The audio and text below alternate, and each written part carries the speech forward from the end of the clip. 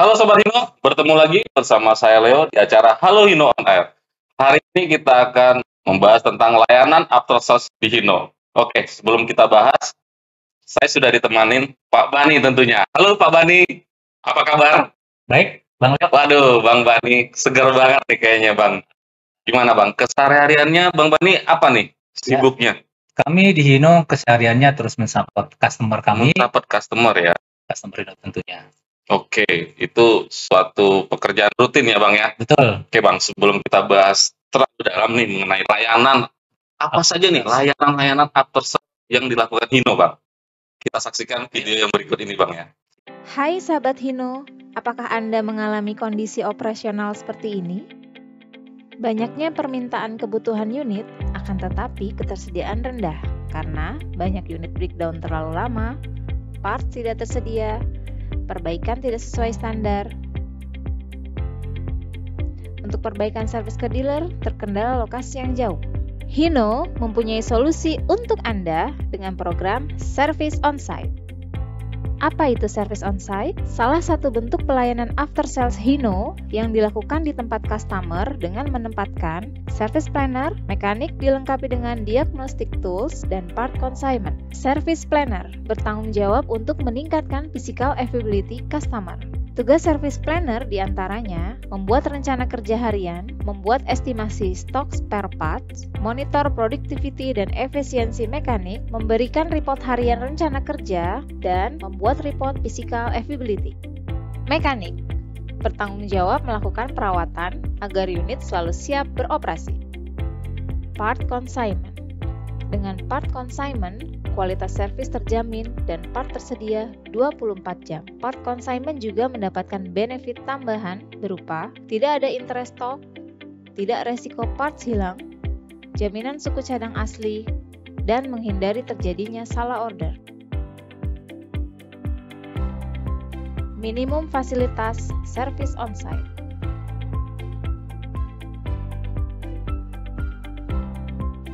Customer bisa memilih tipe service on-site sesuai dengan kebutuhan, mekanik kontrak dan consignment, full maintenance kontrak, actual cost, dan kombinasi antara full maintenance kontrak, mekanik kontrak, dan actual cost. Dengan service on-site, ketersediaan unit meningkat. Karena unit diservis sesuai jadwal, stok suku cadang terjamin, dan dikerjakan mekanik handal. Melalui service on-site, biaya perawatan menjadi efisien. Tidak ada biaya penyimpanan, tidak overstock, jumlah mekanik sesuai, produktivitas meningkat, tidak memikirkan tunjangan dan biaya lain. Service on-site sudah berjalan lebih dari 100 site customer. Beberapa customer sudah merasakan manfaat service on-site dengan meningkatnya physical availability di atas 90%. Oke, Bang Bani, tadi kita udah lihat video tentang layanan dari Hino. Ya. Ada di situ mengenai tentang layanan service on-site. Ya. Apa tuh Bang Bani? Service on-site itu kayak saya kurang mengerti tuh. Kayaknya apa gitu ya? Iya, service on-site. Kira-kira bisa dijelaskan Bang? Jadi dari kata-katanya ya, service on-site, service yang dilakukan di on-site lokasi customer. Jadi kita lihat tadi di videonya, jadi sebenarnya untuk perawatan kendaraan itu ada 4 hal, Bang. Yang pertama itu harus ada tempatnya, betul? Kalau tidak ada tempatnya, mau di mana dilakukan perawatan perbaikan, ya nggak? Nah, kemudian yang kedua itu manpower-nya. Harus ada mekaniknya, ya kan? Kalau nggak ada mekaniknya, siapa yang mengerjain, betul nggak? Benar. Nah, kemudian yang ketiga itu alat-alatnya, tools-nya. Nah, kalau tools-nya nggak standar, bukannya memperbaiki malah tambah merusak. Dan yang paling penting itu spare part-nya buat penggantiannya. Nah, itu 4 hal itu harus ada. Nah, service on-site itu semuanya ada di site customer. Oh, begitu. Seperti itu. Jadi tempat perbaikannya pasti ada di lokasi customer. Itu namanya bay ya. Bay service. Yeah. Kemudian mekanik Hino ditempatkan di site customer. Mekanik ini pasti terlatih, ya kan? Karena sudah tersertifikasi. Kemudian di sana toolsnya memang standar dari Hino. Jadi itu untuk mempercepat perbaikan juga.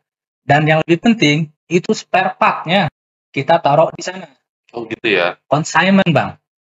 Tahu nggak, Bang, consignment itu apa? Consignment, kurang tahu itu. Kurang tahu ya? Iya. Jadi kan ada namanya consignment atau konsinyasi gitu ya. Mungkin pernah dengar ada konsinyasi barang apa gitu ya. Nah, konsi gitu ya, berarti kayak kerjasama. Kerjasama, betul. Itu ada bentuk kerjasama. Jadi konsinyasi spare part ini, jadi dealer Hino itu menempatkan spare part-nya di lokasi customer. Oh, spare part-nya dealer ditaruh di lokasi customer. Jadi spare part yang dibutuhkan untuk perbaikan unit Hino itu sudah ready 24 jam.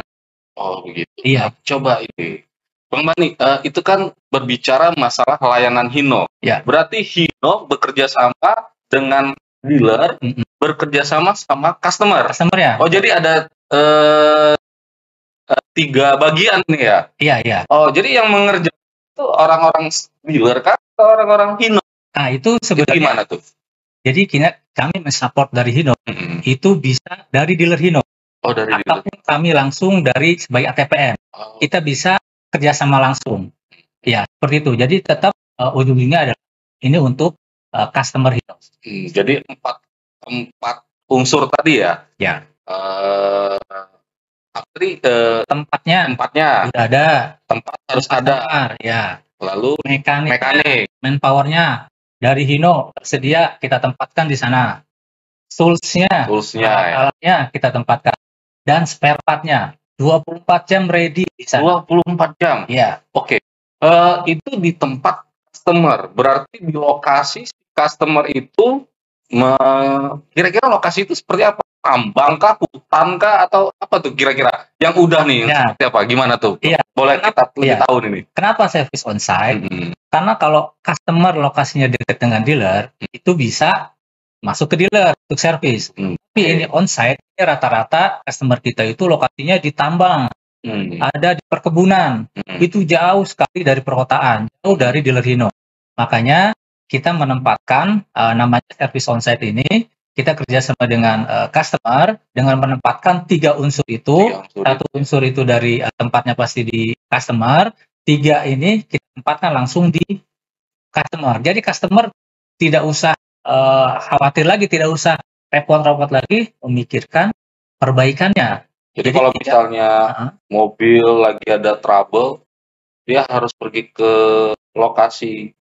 Misalnya ke dealer kejauhan gitu ya, karena agak memakan waktu, Bang ya. Betul, memakan waktu. Makanya ini kita lokasi perbaikannya di lokasi customer, lainnya customer. Nah, Bang, ini kan bicara masalah apa nih keuntungan yang diterima si customernya, keuntungan yang diterima si dealernya dan Hino terutama. Nah, apa benefit-benefit yang dengan service ini? Ya, membuat service on-site ini tetap jalan ya.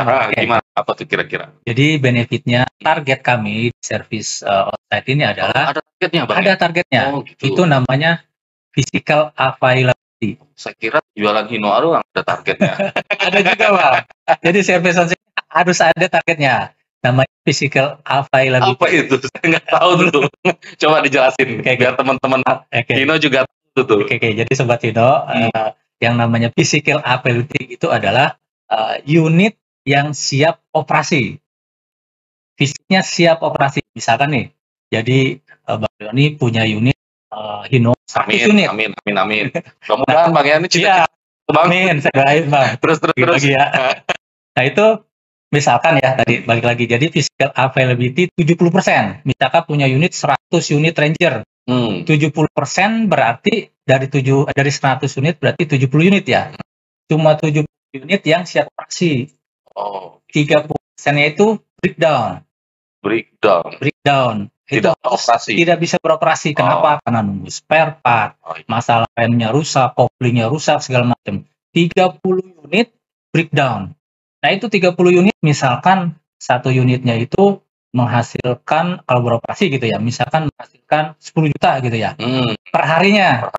Jadi 30 unit dikali 10 juta, berapa tuh Bang? Banyak. Bang. Berapa? Itu maksudnya dia harusnya sebanyak Iya. itu ya. Jadi 300 juta 300 juta ya. itu tidak ada masukan karena 30 unitnya itu breakdown. Nah, target tidak beroperasi. Oke. Jadi nah, makanya target kita di service onsite itu adalah menaikkan physical availability, ketersediaan unitnya minimum itu 90%. Minimum 90% aktualnya saat ini ya. Jadi memang kalau unit itu memang tidak bisa 100%, Bang. Karena itu pasti ada ada unit yang harus melakukan perawatan perbaikan, ada jadwalnya. Iya. Tapi minimum 90% itu bisa beroperasi. Oh, jadi artinya unit customer itu ya tadi Abang bilang 100 unit. 100 unit kalau dianya beroperasi tiba-tiba ada yang trouble semuanya nggak bisa beroperasi ya. Jadi ada beberapa yang di breakdown dulu ya. Iya, harus disiapkan, harus diservis dulu. Berkala, repair dan mungkin ada overhaul itu terjadwal gitu ya. Pertama itu keuntungannya, jadi meningkatkan ketersediaan unit. Nah, yang kedua itu karena service onsite itu kita juga dengan consignment, jadi spare partnya kita tempatkan di lokasi customer, tapi itu bukan cost customer. Jadi customer itu tidak ada biaya cost penyimpanan spare part. Hanya spare part yang dibutuhkan itu mereka gunakan dan itu yang akan ditagihkan spare partnya. Jadi keuntungan yang kedua adalah minimum atau tidak ada biaya penyimpanan spare part. Tidak ada biaya penyimpanannya. Jadi benar-benar part-part yang dibutuhkan, yang tersedia yang dibutuhkan saja, yang bisa digunakan, yang dibayarkan ke Hino. Oke, apalagi tuh benefitnya? Nah, kemudian ini kan tempatkan mekanik-mekanik handal. Kemudian di sana mereka bisa supervisi mekanik-mekaniknya si customer. Oh, customernya, mekanik itu bisa belajar ya. Customer knowledge. Nah, itu keuntungan yang ketiga. Kemudian ada lagi, kalau misalkan ya mekaniknya ini dari Hino nih, dari Hino.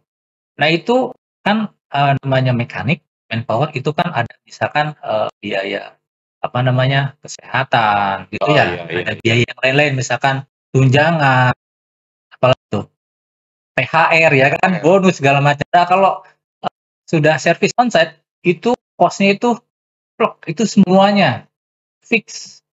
Biayanya fix. Jadi tidak usah memikirkan biaya tunjangan kesehatan si mekaniknya. Ya, tidak pusing jadinya ya, si customernya. Kemudian ada lagi kan karena kita tempatkan mekanik di sana.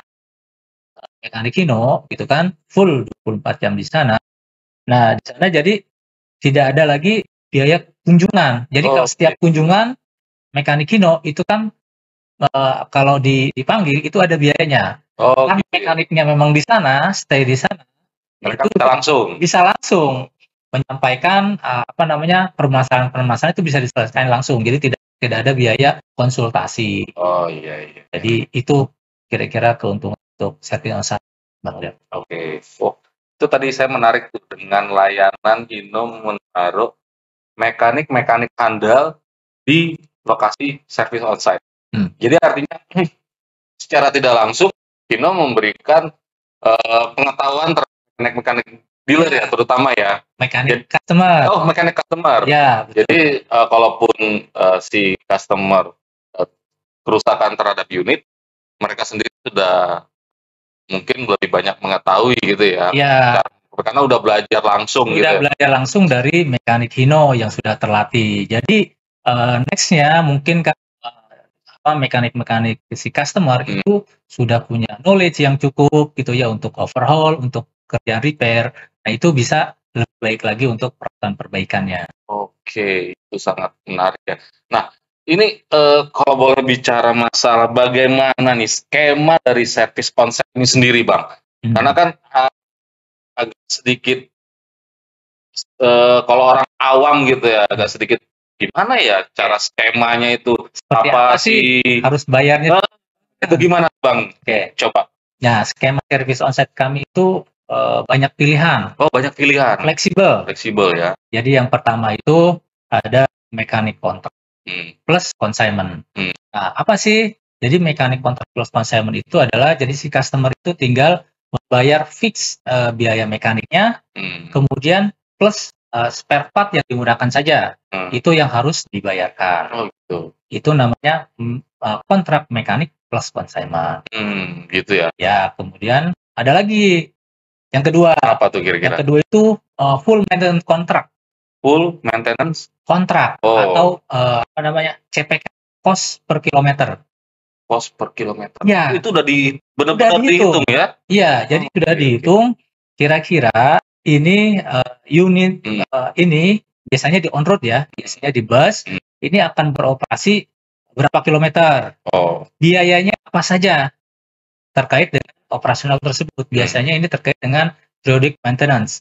Jadi kita tagihkan berdasarkan kilometernya yang udah ditempuh itu yang ditagih ya? Ya. Oke. Apa kira-kira lagi? Kemudian tadi sudah ada maintenance contract plus consignment, kemudian full maintenance contract, kemudian ada juga actual cost. Actual cost. Benar-benar actual cost. Jadi nggak bisa dikira-kira lagi ya? Udah jelas ya? Sudah jelas. Jadi cost-nya ya? Jadi cost-nya ini berdasarkan flat rate. Flat rate apa? Flat rate jadi gini. Banyak istilah nih, saya bingung. Nah, kalau Bang Leo misalkan masuk ke apa namanya servis gitu ya, kendaraan Leo, itu kan ada namanya perbaikan kopling misalkan. Gitu. Perbaikan kopling itu butuh waktu lama, misalkan 1 jam. Nah 1 jam itu biaya itu berapa? Nah itu namanya flat rate. Jadi yang ditagihkan yang tadi lagi balik lagi ya. Jadi actual cost itu adalah misalkan perbaikan kopling 1 jam, 1 jamnya itu 200.000 misalkan. Nah yang ditagihkan itu adalah biaya mekaniknya 100.000. 200.000 tadi ya. 200.000. Kemudian plus yang diganti apa spare partnya? Koplingnya misalkan ya. Koplingnya misalkan 1 juta gitu ya. Berarti yang ditagihkan adalah biaya flat rate penggantian kopling plus spare part koplingnya. Itu namanya actual cost. Wah, ini tadi kita sudah masalah mekaniknya, cost-nya juga kita udah tahu apa-apa yang dikerjakan. Nah, bagaimana nih Bang? Ketersediaan dari spare part-nya itu gimana nih? Apa selama ini ada yang masalah spare part ya? Telat kah atau gimana? Karena kan nggak selalu standby ya spare part kayak tadi ya. Bang Bani bilang. Baik. Masalah spare part ya. Tapi sebelum masalah ke spare part Bang, sebenarnya ada satu lagi itu Bang tadi, itu tentang skemanya. Skemanya. Skemanya yang tadi. Satu lagi ya. Jadi skema bayarnya itu apa namanya service on-site, ada namanya kombinasi. Kombinasi. Iya, mekanik kontrak, kemudian full maintenance kontrak dan actual cost itu bisa dikombinasikan. Misalkan untuk yang periodiknya full maintenance kontrak gitu ya. Kemudian untuk yang untuk yang repairnya itu cost aktualnya itu bisa. Dan mungkin kita bisa fleksibel. Jadi customer mau seperti apa itu kita bisa kita layani. Nah, kemudian lanjut yang dari tadi ke masalah spare part ya, ketersediaan spare part ya. Jadi Hino ini salah satu unit saat ini market leader untuk kategori 3 ya, untuk Ranger-nya ya. Nah, ini pasti UI-nya banyak dan membutuhkan spare part yang banyak juga ya kan, karena kerusakan kan beda-beda Bang ya. Betul. Nah, itu gimana kira-kira? Karena UI-nya banyak, itu spare part-nya itu tersedia di part shop, tersedia di mana-mana, mudah mendapatkannya. Seperti itu. Nah, kita di Hino untuk mensupport customer itu kita ada kurang lebih saya lihat data ya. Jadi di sini kita ada 4 cabang. 4 cabang. Ada 4 cabang Hino, ada yang mana di itu yang udah berjalan ya Bang? Yang sudah berjalan. Kemudian ada 7 depo. 7 depo ini real depo ya. Jadi kan ada yang bilangnya itu depo, cuma berupa kontainer. Kalau ini benar-benar benar-benar depo, real depo penyimpanan spare part. Misalkan ya, kita punya ada depo di Jatake. Itu luas areanya itu 20-an meter persegi. Kemudian kita juga ada di Balikpapan ada 11.000 meter persegi. Jadi ini benar-benar real tempat penyimpanan spare part. Jadi nggak usah khawatir. Nggak usah khawatir. Spare part itu baru deponya ya. Kemudian juga kita ada 180 dealer Hino. Oh ya. Jadi customer bisa mendapatkan spare part di dealer-dealer Hino tersebut. Masih ada lagi Bang. Itu kita ada 157 mobile workshop yang siap support. Kemudian ini yang paling banyak jaringan spare part kita, jaringan part shop ada 3.150. Wow, lumayan banyak juga ya. Iya. Jadi arti katanya dengan semua jaringan yang ada itu tidak khawatir. Tidak usah khawatir. Customer Hino tidak usah khawatir untuk mendapatkan spare part Hino. Berarti udah jalan berapa lama nih service onsite ini sendiri, Bang? Service onsite itu sebenarnya kita sudah jalan kurang lebih berapa ya? Kurang lebih 5 tahun yang lalu. Iya, kita sudah berjalan. Dan tapi di semenjak pandemi ini ya, setelah pandemi ini kita terus gencarkan dan customer tertarik dan ini sangat membantu operasional customer.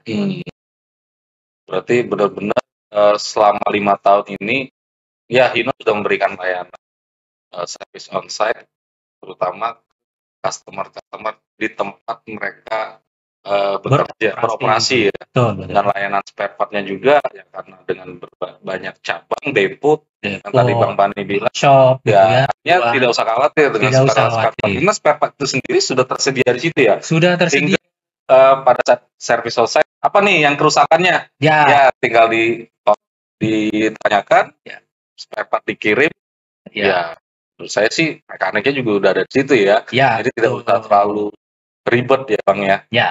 Satu lagi Bang, ini terkait dengan mungkin Sobat Hino gitu ya. Bagaimana nih tentang ketersediaan spare part Euro 4 model baru. Nah, ya kan? Iya tuh Bang, karena kan Hino sekarang sudah Euro 4 ya Bang ya. Sudah Euro 4. Spare part-nya beda-beda tuh Bang. Gimana tuh Bang? Nah, ini di sana juga ada yang beroperasi semuanya Euro 4, unit lama. Nah, spare part-nya gimana tuh Bang? Apa beda lagi? Nah, yang Euro 4 itu sebenarnya basically itu sama dengan basic engine-nya ya, sama model sebelumnya. Jadi kurang lebih ya 70%-an ya, 70% lebih itu komponen itu sama dengan model sebelumnya. Jadi nggak usah khawatir. Tidak usah khawatir. Nah, terus apa lagi? Nah, kemudian selain itu kami juga menempatkan spare part yang dibutuhkan untuk Euro 4 yang baru ya, spare part baru di semua dealer Hino. Jadi dealer Hino wajib memiliki spare part filter, kopling, V-belt untuk repair ya. Kemudian juga part-part common rail. Mereka wajib memiliki spare part tersebut, namanya mandatory stock. Mandatory stock gitu. Makanya jadi tidak usah khawatir Sobat Hino untuk Euro 4 ini dijamin ketersediaan spare part-nya. Jadi artinya spare part Hino untuk Euro 4-nya sendiri sama ya, tidak sebagian 70% tadi. Jadi nggak usah khawatir. Tidak usah khawatir. Kita melakukan program mandatory stock di semua dealer. Dealer wajib memiliki spare part yang dibutuhkan untuk kerjaan periodik, repair, dan overhaul terkait dengan common rail system seperti itu. Menarik sekali nih pembicaraan kita hari ini ya Bang ya. Layanan dari Hino ya. Karena kita lihat sendiri kan memang unit itu beroperasi tidak mungkin kalau misalnya rusak atau apa lamanya itu ya kendala lama di servisnya. Tapi kalau Hino memberikan layanan seperti ini udah 5 tahun lagi Bang ya, sangat kita memberikan apresiasi lah buat Hino Bang ya, karena benar-benar terjun ke customer gitu kan. Ke customer. Dan customer juga tidak sulit untuk menerima spare part yang rusak, diperbaiki langsung sama mekanik. Wah, Hino sangat mantap ya Bang ya. Oke, Sobat Hino, mungkin itu sih yang bisa kita kupas untuk masalah layanan dari Hino sendiri ya, service onsite. Dan ketersediaan spare part-nya menurut saya sih customer tidak usah khawatir. Karena Hino sendiri memberikan banyak layanan-layanan. Itulah yang bisa saya sampaikan hari ini. Oke, tidak menunggu lama lagi, kita akhirin acara Hino On Air hari ini. Terima kasih Bang Bani.